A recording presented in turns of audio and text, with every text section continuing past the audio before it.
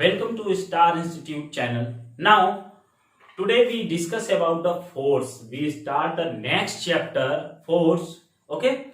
तो पहले हम कॉन्सेप्ट क्लियर करेंगे force. What is the force? Introduction of force. What is the force? Means a force is the effort that change the state of the object. A force is the effort that change the state of the object. It's called force. Means क्या है कि जैसे कोई भी object आपके पास है, simple सा, अगर ये आपका मार्कर है या मार्कर है तो इसकी स्टेट है, इस स्टेट को जो चेंज करेगा मींस इसकी पोजीशन को हम यहाँ पर फोर्स अप्लाई करेंगे. तो अब जब हम इसकी फोर्स अप्लाई करेंगे तो ये क्या करे, या तो इसकी स्टेट को चेंज कर ले, एक तो ये प्रॉब्लम है. ठीक है, तो ये क्या है कि या तो इसकी स्टेट कंटिन्यू चेंज हो जाए या फिर ये इसको चेंज करने का ट्राई करे, उसे हम क्या कहते हैं, फोर्स करते हैं. जैसे हम इस पर फोर्स अप्लाई करेंगे तो ये तो या तो इसको चेंज कर दिया या तो इसको ऐसे चेंज कर दे, दैट इज द फोर्स. या फिर इसे चेंज करने का जो आपको एफर्ट करे उसे हम क्या करते हैं, फोर्स करते हैं. ठीक है, what is the force? What is the force? Means which the effort which change the state of the object.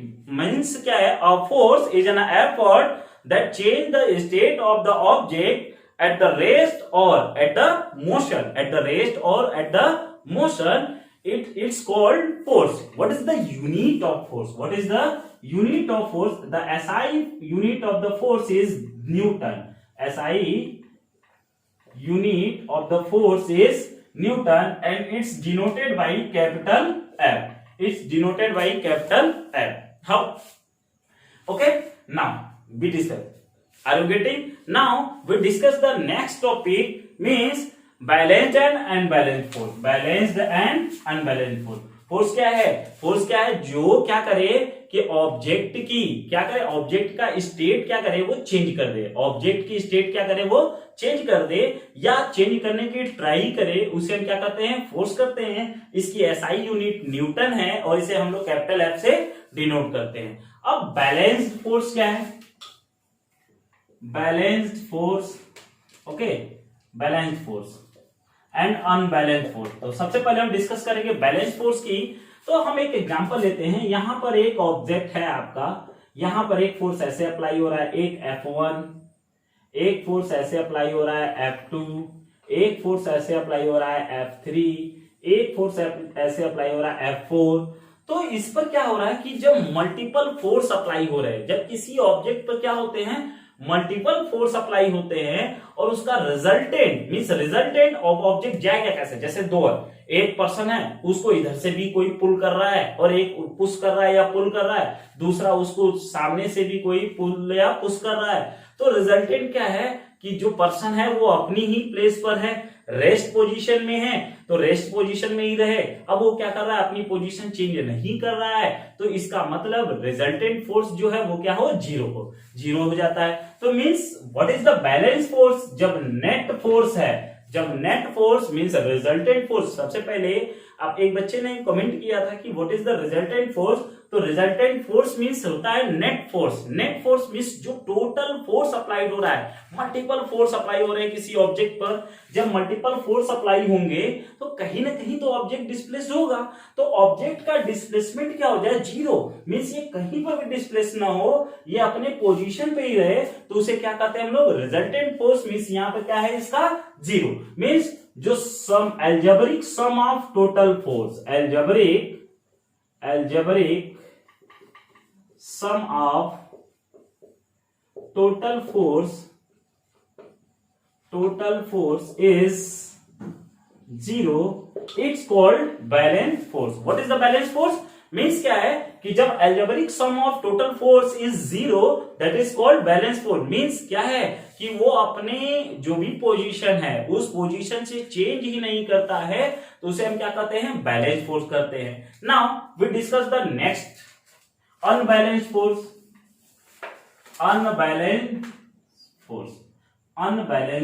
Okay. अब अनबैलेंस्ड फोर्स, यहां पर एल्जेब्रिक सम क्या था, जब एल्जेब्रिक सम इक्वल मींस यहां पर हम ऐसे भी कर सकते हैं F1 equal to F2 and F3 equal to F4. Means ये भी फोर्स और ये फोर्स दोनों इक्वल हैं, ये फोर्स और ये फोर्स दोनों इक्वल हैं, ये ऑब्जेक्ट अपनी पोजीशन में है, तो इसे हम बोलते हैं बैलेंस फोर्स। अब हम बात करते हैं किसकी, अनबैलेंस फोर्स की। तो अभी जब हम अनबैलेंस फोर्स की बात करें तो ऐसा भी हो सकता है कि ये ऑब्जेक्ट, ये फोर्स है जो टोटल फोर्स लग रहा है, और ये ऑब्जेक्ट कहीं यहां पर डिस्प्लेस्ड हो जाए, ये कहीं इस डायरेक्शन में, किसी भी डायरेक्शन में क्या हो जाए, डिस्प्लेस्ड हो जाए। मींस टोटल रिजल्टेंट फोर्स कहीं पर किसी डायरेक्शन में क्या हो, एक्ट होता है, तो उसे हम क्या कहते हैं, अनबैलेंस फोर्स कहते हैं। ठीक है, मींस समझ में आया अनबैलेंस फोर्स क्या है। यहां पर फोर्स है, हो सकता है ये F1 ग्रेटर देन F2 हो, या F3 ग्रेटर देन F4 हो, या फिर ये इक्वल हो, या F2 मैक्सिमम हो, तो ये इधर डिस्प्लेस्ड हो जाएगा, या ये इधर डिस्प्लेस्ड हो जाएगा, या इधर डिस्प्लेस्ड। अगर मान लेते हैं कि एक एग्जांपल कि ऑब्जेक्ट यहां पर, तो F1 equal to F2 and F3 greater than F4, तो ये ऑब्जेक्ट कहां पर डिस्प्लेस्ड होगा, नीचे की ओर, सॉरी ये ऊपर की ओर डिस्प्लेस होगा, क्योंकि देखिए इधर डायरेक्शन, ये एरो इसका क्या शो करता है, डायरेक्शन शो करता है, एरो इसका क्या शो करता है, डायरेक्शन शो करता है। तो मींस ये F3 फोर्स लगेगा तो ये ऑब्जेक्ट कहां पर होगा, डिस्प्लेस्ड हो जाएगा ऊपर की ओर। ओके, तो जब डिस्प्लेस्ड ऊपर की ओर होगा तो मींस यहां से इसका जो नेट रिजल्टेंट फोर्स होगा, रिजल्टेंट फोर्स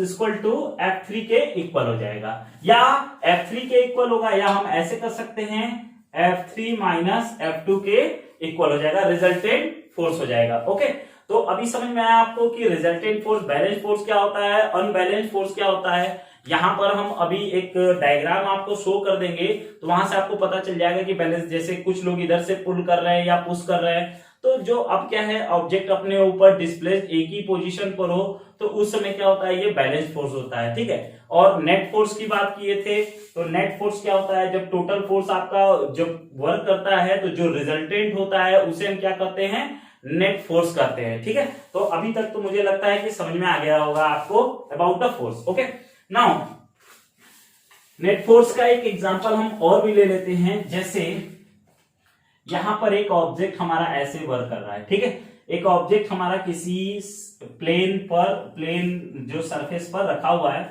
तो एक फोर्स हमारा ऐसे वर्क कर रहा है F1 और एक फोर्स हमारा ऐसे वर्क कर रहा है F2। अब ऑब्जेक्ट कहां पर डिस्प्लेस्ड होगा, तो ऑब्जेक्ट कहीं पर यहां पर मिड से डिस्प्लेस्ड होकर जाएगा F। तो what is the resultant force here, F। Resultant force means F हो जाएगा। अगर एक फोर्स यहां पर वर्क कर रहा है, एक फोर्स यहां पर, तो ये कहीं पर मिड में से जाएगा। क्यों, क्योंकि हम जब फ्री बॉडी डायग्राम किसी ऑब्जेक्ट का बनाते हैं, फ्री बॉडी डायग्राम, तो हमेशा हम क्या कहते हैं कि अगर एक फोर्स ऐसे वर्क कर रहा है तो इसके दो कंपोनेंट होते हैं, F1 cos थीटा और F1 या F अगर है तो ये F cos थीटा और ये हो जाएगा F sin थीटा। ये जो फोर्स है वो क्या करता है, ऑब्जेक्ट को एक्स एक्सिस के अलोंग क्या करता है, मूव कराता है, और ये जो F sin थीटा है ये वाई एक्सिस के अलोंग मूव कराता है, और जो ये F है वो क्या है, आपका रिजल्टेंट फोर्स है। ओके, नाउ अभी तक तो समझ में आया। अगर हम यहां पर क्या पढ़ेंगे कि जो भी हमारे फोर्स वर्क करेंगे हम ऐसे एज्यूम करेंगे कि फ्रिक्शन लेस है। ठीक है, थोड़ा सा हम डिस्कस कर भी सकते हैं कि फ्रिक्शन लेस है क्या, तो फ्रिक्शन होता क्या है। तो फ्रिक्शन जैसे सिंपल सी है, कि फ्रिक्शन की बात हम कर लेते हैं, ये भी कॉन्सेप्ट थोड़ा सा, कि ये हमारा एक सरफेस है, यहां पर एक अगर ऑब्जेक्ट हमारा है, यहां पर एक ऑब्जेक्ट हमारा फोर्स हमारा यहां पर लग रहा है, ये ऑब्जेक्ट है, तो इसका जो वेट होगा, ये जो वेट होगा W, यानी ये हो जाएगा M इंटू G के इक्वल।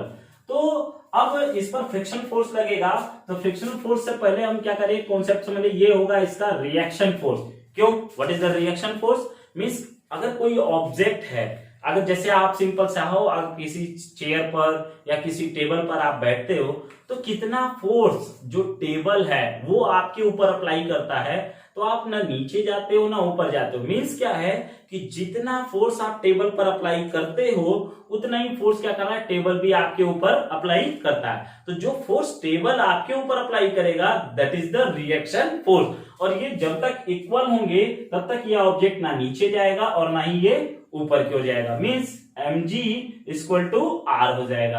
अब जो फ्रिक्शनल फोर्स है, ऑब्जेक्ट फ्रिक्शनल फोर्स है, तो वो हमेशा हम जानते हैं कि फ्रिक्शनल फोर्स जो होता है वो हमेशा ऑब्जेक्ट के मोशन का अपोज करता है, ऑब्जेक्ट के मोशन का अपोज करता है। मींस फ्रिक्शनल फोर्स जो होता है हमेशा दो कॉन्टेक्ट के बीच में होता है, तो that is the frictional force, Fr, that is the frictional force. Means क्या है कि जैसे ये हमारा मार्कर है, अभी हम इस पर क्या कर रहे हैं कि फोर्स अप्लाई कर, अभी हमने 1 न्यूटन का फोर्स अप्लाई किया, ये मूव नहीं कर रहा है, मींस क्या है कि अभी इस पर फ्रिक्शनल फोर्स क्या हो रहा है 1 न्यूटन।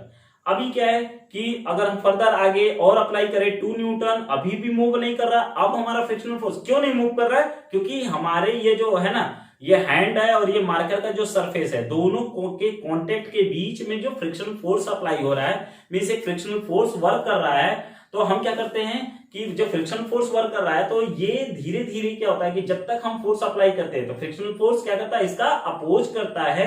तो हम यहां से फाइंड कर लेते हैं कि फ्रिक्शनल फोर्स, यानी जो फोर्स अप्लाई कर रहे हैं उसी से हम फाइंड कर लेते हैं कि फ्रिक्शनल फोर्स कितना वर्क कर रहा है। और ये हम तब तक फाइंड कर पाएंगे कि एक इसकी लिमिट होती है कि जब तक ऑब्जेक्ट क्या हो, मूव नहीं कर रहा है, तब तक आप क्या करेंगे, फ्रिक्शनल फोर्स का आप यहां से फाइंड कर सकते हैं।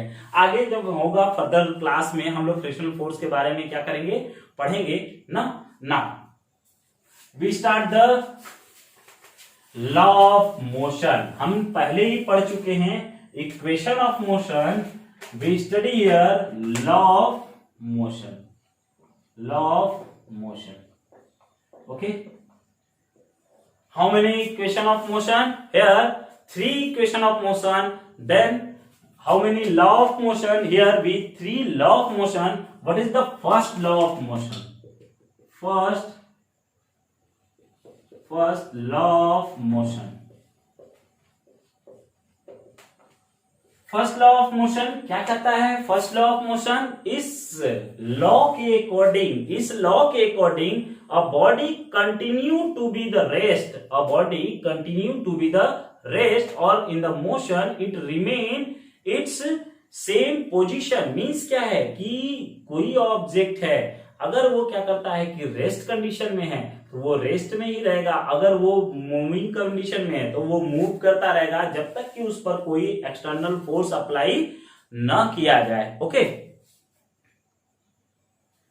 जब तक कि इस पर कोई एक्सटर्नल फोर्स अप्लाई नहीं किया जाए तब तक ये अपने पोजीशन को चेंज नहीं करता है। क्या होता है हमारा फर्स्ट लॉ ऑफ मोशन कि कोई ऑब्जेक्ट हमारा वो तब तक अपने पोजीशन को चेंज नहीं करेगा जब तक कि उस पर कोई एक्सटर्नल फोर्स नहीं लगाया जाए। इसी फर्स्ट लॉ ऑफ मोशन को हम लोग इनर्शिया भी कहते हैं। क्या कहते हैं? इनर्शिया।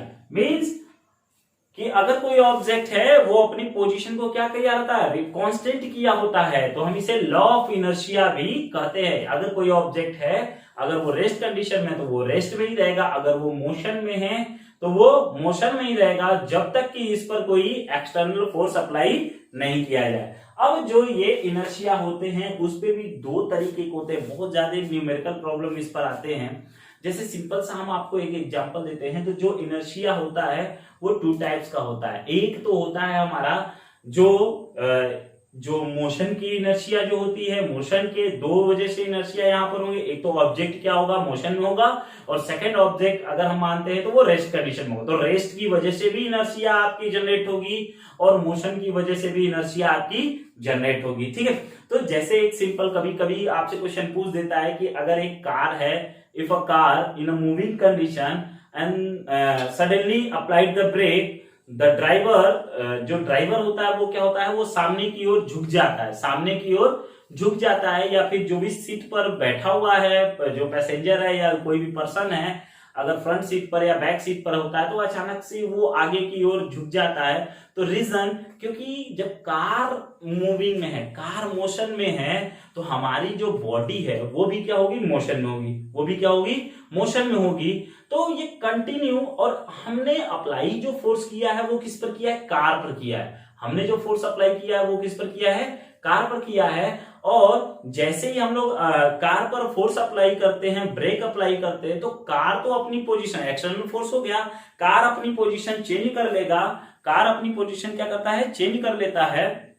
लेकिन जो पर्सन है अभी भी उसमें क्या है, मोशन की इनर्शिया है, तो वो क्या होता है, आगे की ओर झुक जाएगा। या अचानक कोई कार रेस्ट में है और अचानक से उसकी स्पीड बढ़ा दी जाती है, तो जो पर्सन होता है वो पीछे की ओर चला जाता है। किसकी वजह से, वो रेस्ट इनर्शिया की वजह से। किसकी वजह से, वो रेस्ट इनर्शिया की वजह से होता है। ठीक है ना, that is the first law of motion. इसे हम लॉ ऑफ इनर्शिया भी कहते हैं।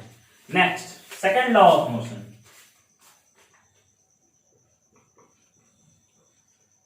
Second law of motion, second law of motion हम डिस्कस करेंगे। अभी तो हम लॉ आपको डिस्कस कर दे रहे हैं कि सेकेंड लॉ ऑफ मोशन क्या होता है। सेकेंड लॉ ऑफ मोशन होता क्या है कि जो second law of motion, the rate of change of momentum it's called force. The rate of change of momentum it's called force. Means क्या होता है कि जो फोर्स होता है वो rate of change of momentum, rate of change of momentum. तो हम क्या करेंगे, फर्दर हम आगे डिस्कस करेंगे कि मोमेंटम क्या होता है। पहले हम लोग लॉ ऑफ मोशन पढ़ लें, उसके बाद हम मोमेंटम के बारे में भी पढ़ेंगे। तो जो rate of change of momentum होता है, तो मोमेंटम क्या होता है कि मोमेंटम जो होता है, पहले हम एक बार यहां से डिस्कस कर ले, व्हाट इज द मोमेंटम। जो मोमेंटम है, मोमेंटम को लोग पी से डिनोट करते हैं, और ये होता है means the product of mass and velocity, it's called momentum. The product of mass and velocity, it's called momentum. It's denoted by P and its unit is kilogram meter per second.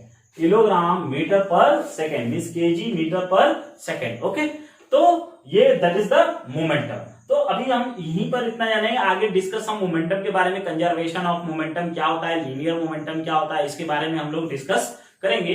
लेकिन अभी हम लोग momentum क्या होता है, तो product of mass and velocity is called momentum. Okay, तो according to second law of motion, the rate of change of momentum, the rate of change of momentum, it's called force, it's called force. तो what is the force, rate of change of momentum means dp over dt, dp over dt। और we know that already we know that what is the momentum, m into v means mass into velocity upon dt।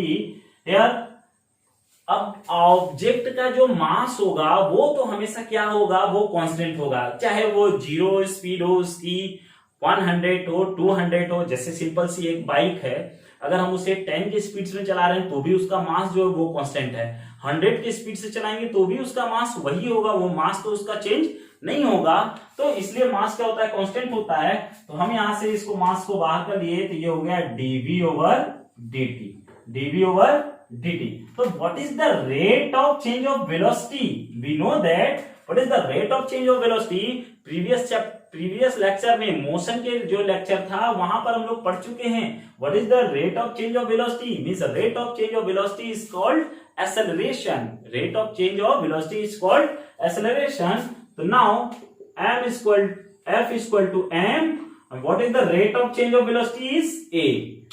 So according to the second law of motion, f is equal to m into a, we can say that here the product of mass and acceleration is called force। According to the second law of motion, the product of mass and acceleration is called force। Okay, that is that। Okay, rate of change of momentum, rate of change of momentum, what is the momentum, mass into velocity।